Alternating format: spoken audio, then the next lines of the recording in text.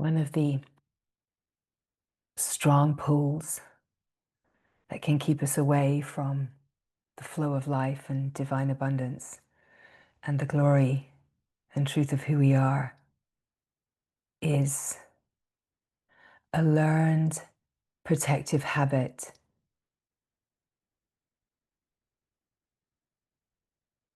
to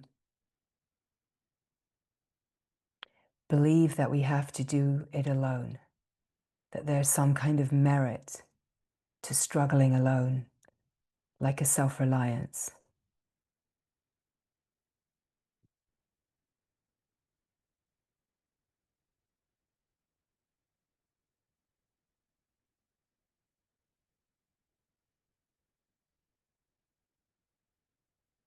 Because in this we cut ourselves off from the wellspring. We cut ourselves off from the true nourishment. We're cutting ourselves off from the vitality of life itself. We're cutting ourselves off from love. It's like everything that we're longing for is here, flowing. It's what we are made of. And yet, if the mind takes hold of this idea of self-reliance and like this deep protective independence, we actually cut ourselves off from everything that we are longing for. And we hold ourselves in a kind of false stability, an idea of a false safety in that stability, right? That feels like I've got this, but it's like a tight, protective, contracted mechanism that I'm self-reliant, I've got this, I don't need anything or anyone, and I don't need God and glory.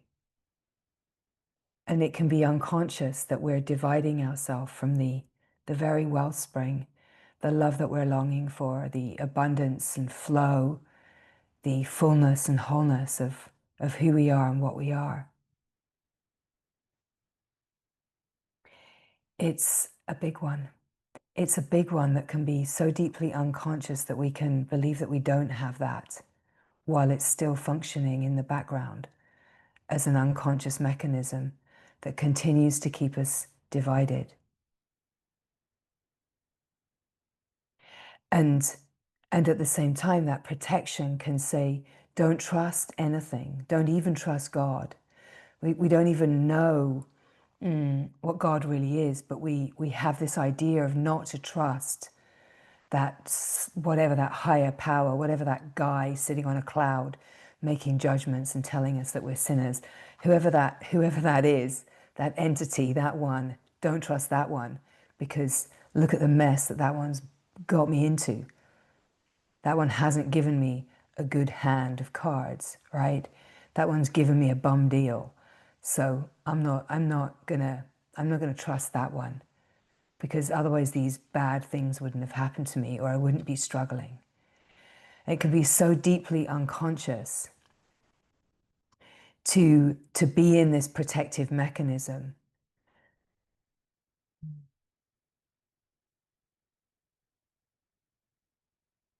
Here's the thing, is that even though we were cared for when we were young humans, even though we were cared for and loved to the best of the ability,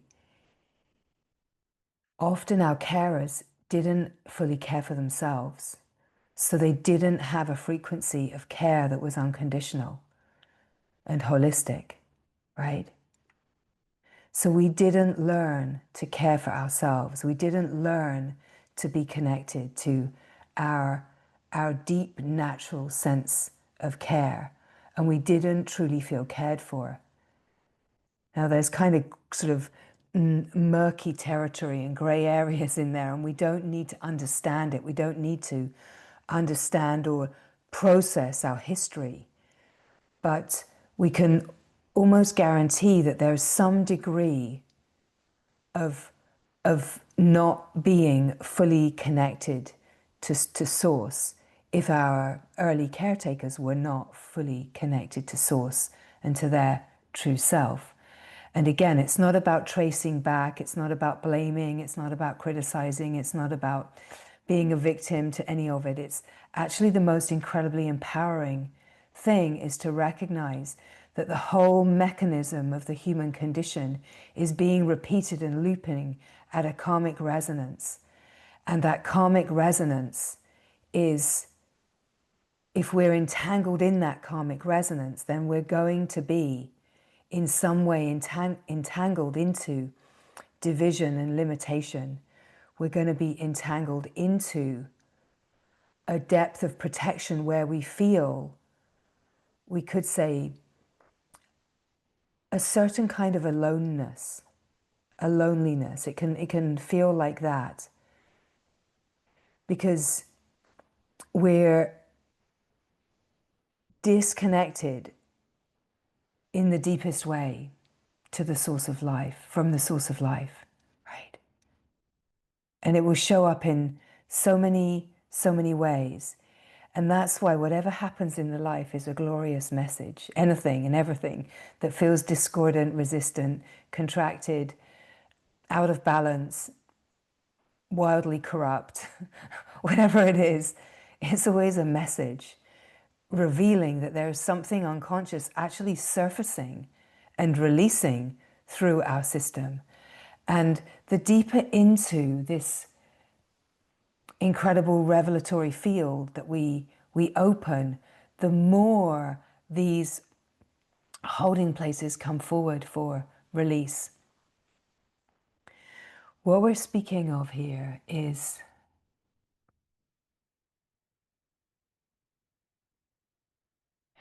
that self-reliance, that deeply held protective independence can give us the feeling that we have to achieve in life before we are ready for our so-called spiritual life, that we have to achieve a certain amount or get our ducks in a row or be in a certain place in our life before we are ready, worthy of God, before we are ready for revelation.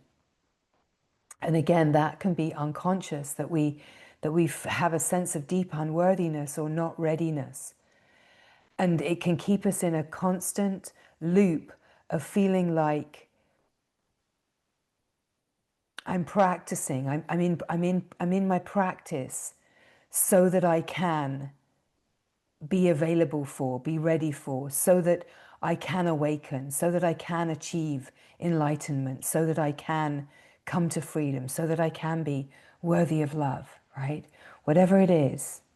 And you'll be able to, from the words, the transmission of the words that are coming forward, you'll be able to feel your own version of how this relates in your field. And so what we're coming to in this sharing is that this is not a journey in time, and it's not a passage in time and space. For sure, it's an initiatory process. And on that level, the initiation is activating our consciousness to be receptive to the messages, to be receptive to life and the incredible possibility that everything, every moment is offering us. And then the invitation from the glory is to, we could say, capture first the kingdom, right? To come first to God and glory, to come first to source, to come first. Because there's a humbling when we let go into what our heart is called to, what the heart is longing for. It's a kind of surrender, because it's a surrender into what we don't know, a surrender into what we might even not really trust. We might feel like that doesn't even make sense. And we're definitely not speaking about following blindly and believing. We're speaking about the absolute clear messaging of your own intuitive system, your heart, your soul, your deep knowing, and to follow the longing of the heart first without understanding where that is leading you, what that means, or knowing what, let's say, the exchange is, knowing what the outcome will be. It's about plugging into source, making your connection to source through the deep, silent, still presence, through coming to being, coming to the frequency of true nature without knowing what it is to live this reality, because we can't know this ever with the mind. We can't ever with concept understand, or let's say prepare ourselves. It's to receive the invitation in every moment. And how we receive the invitation in every moment is to receive life as it is, and to receive the longing of the heart, to receive all the messages and all the invitations that we are being offered. In a way, we could say to take the outstretched hand, because the outstretched hand of God and glory, of love itself, of the beloved, is present in every moment. It's present when we could say when we're in prayer, in the silence, in the stillness. But it's also present in every single happening of life and the message that discordance is bringing us, the invitation to surrender, the invitation to receive and include. The nourishment comes in floods when we are connected to source. Everything that we are longing for, the nourishment, the abundance, the flow, the guidance, the grace, when we are connected to source. And somehow, through the play of life and protection, we've learned to not be connected to source. We can even not really even know what it is to be connected to source.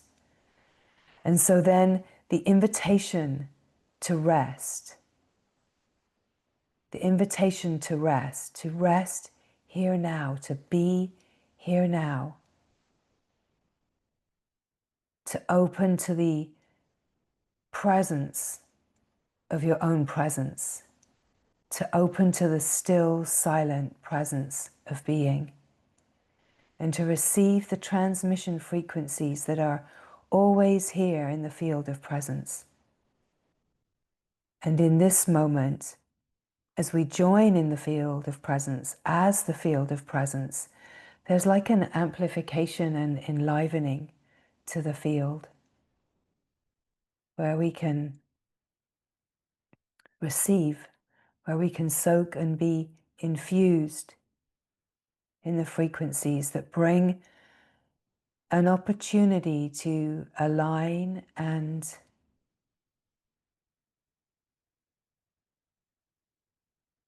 make a resonant remembrance, open to a resonant remembrance of the frequency, the resonant frequency field of silent being, and what it is to truly rest. There are astonishing layers to resting that are uncharted territory, let's say. However deeply we feel that we are resting, I can report from the field, the field of adventure and exploration, I am constantly in awe of the deeper layers that are revealed in everything, right? So never to feel like we've already arrived, to constantly be resting in total openness, awe and wonder, and at the frequency of infinite possibility. We're just open as the moment to what the glory can bring in, what the glory can reveal in this heart, in this life.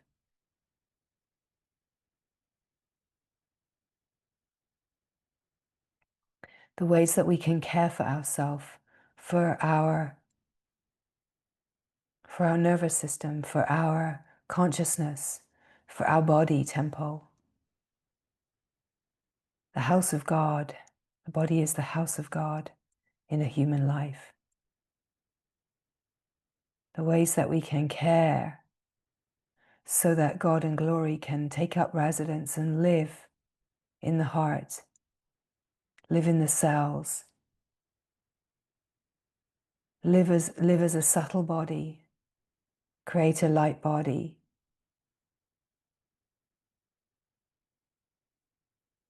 By create a light body, what we mean is reorganize and recalibrate the consciousness into a frequency field of light. The body is multidimensional, and the body is so much more than what we think of as this physical kind of lump of flesh. We know that it's a miracle on some level, but when we really receive the miracle that it is as a transmitter, as an antenna, as the dwelling place in a human life for God and glory, to live in every single fiber, atom, cell, system, flow, the body, the mind, it's all the one glory. When we hear the invitation that you are not the body, you are not the mind, it's an invitation to recognize that we're not limited to our limited belief of what the mind and body is as a person who's living in division, separation, and limitation. It doesn't mean that we exclude the body and the mind from the wholeness of what we are. We could say in a way that we realize that I'm not the body, I'm not the mind, as we open to the infinite field and the subtle capacity to be able to sense the field of being, the transmission field of presence. And we open to feel the absolute, the transcendent, the expanded, infinite boundlessness of the being that we are. We open to recognize that the being is eternal, and this eternal life does not need a body. It's independent of the body. Life eternal doesn't need a body. But in this human experience, the life is animating the body. We are the life, not the body.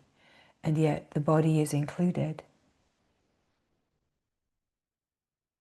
In a way, we could say the more that we take care of the body, the more the body won't get in the way and become a burden as we continue to be in this evolutionary adventure, right?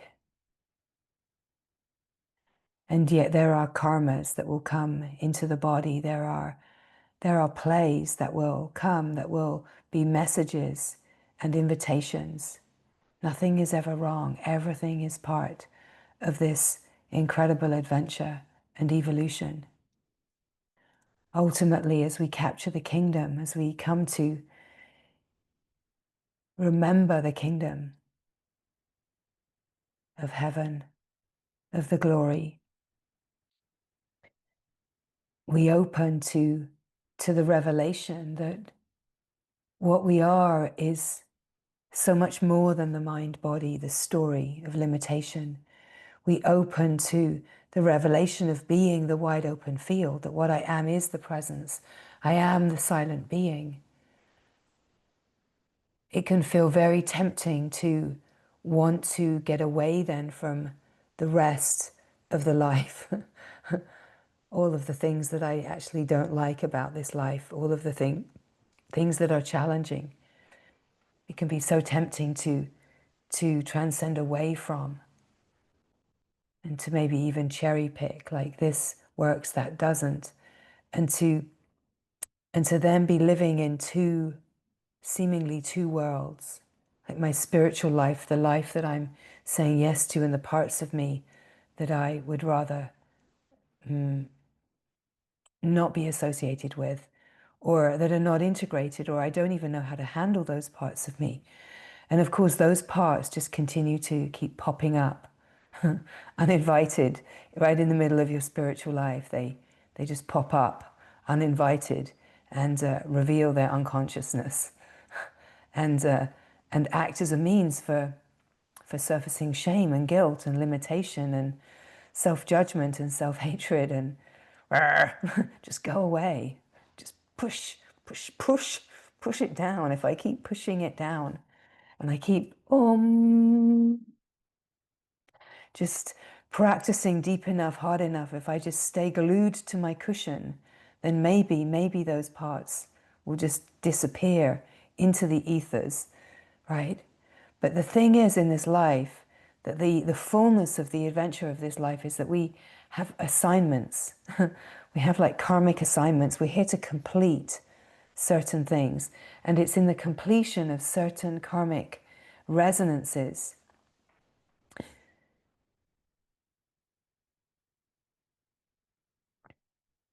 that we that we come to the wholeness. Because the whole play of a human life, there's no mistake in the way that we are and all that we are. There's no mistake in the mind and the body. You're not a mistake. You're not a problem, right? So one thing that I came to discover was a curious thing that in realizing the revelation of the transcendent and that getting away from realizing that deep held belief that there's something wrong with me and that I don't fit in, I don't belong. It's like then we associate with where we feel like we do fit in and where we do belong and where I don't feel like there's something wrong with me. And we can build on the spiritual skill set, let's say. We can build upon where we feel at home, where we feel comfortable, where we feel like we do belong. And there's something really beautiful to that, like the blossoming and the deepening of our connection to the divine and opening. But if we leave any part of us out, we can be sure that it will come back at some point. And so in a way, it's about capturing the kingdom is about knowing our connection to God and glory and the divine and saying yes to the one, yes to this being one. Because when we say yes to this being one, we dissolve the sense of duality and we dissolve the sense of trying to be devoted to two things. We stop trying to juggle the sense of two parts of my life or two lives. We stop even trying to integrate them. We just say yes to the one and we trust that the one intelligence will reveal how everything that we don't feel like is part of this one or anything that's unconscious that we don't even know is here will be revealed in an all-inclusive, receptive, welcoming, blessed way as in essence all being one, and everything will integrate from inside, not from an outside project of trying to integrate everything, right?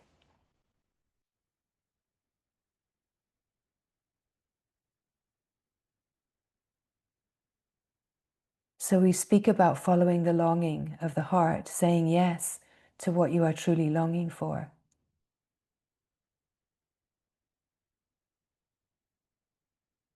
That spark of longing has been put inside you. That spark of longing is the evolved consciousness calling you. The longing is, we could say, God's longing for you, love's longing for you, and it's been put inside you because your consciousness is ready. You can't force that to be present. You can't wish that someone else had that longing, because if it's not there, it's just not there, right? And yet we can all recognize that in the life that is there. It has been there. It is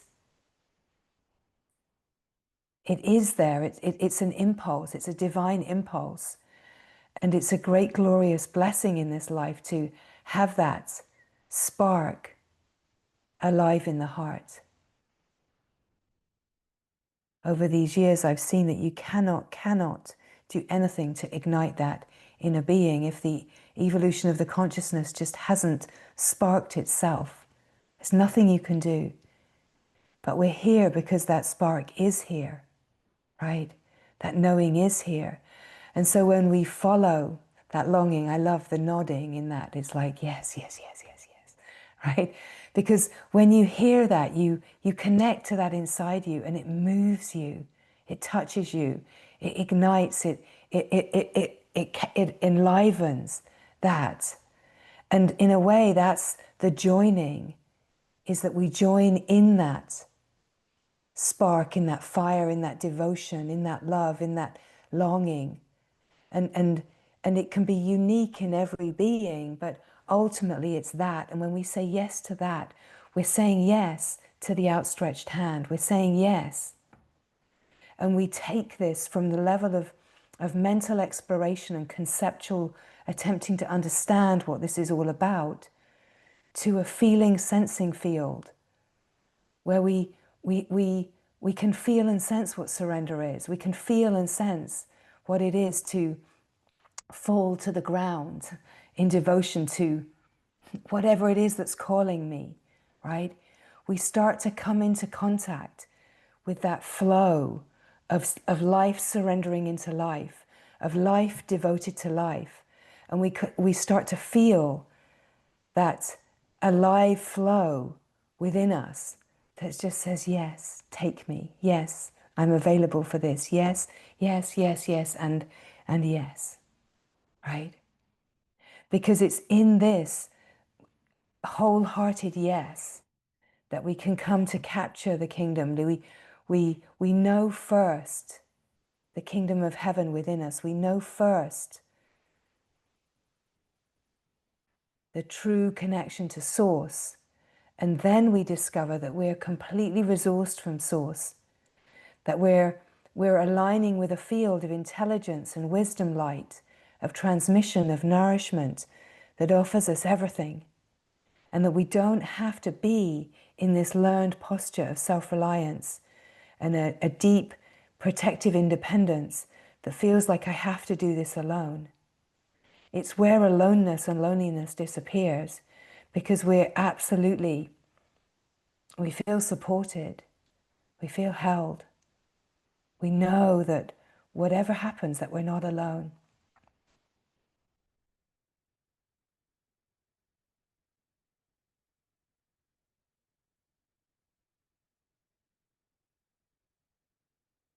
This wisdom is written in all of the traditions, in some flavor.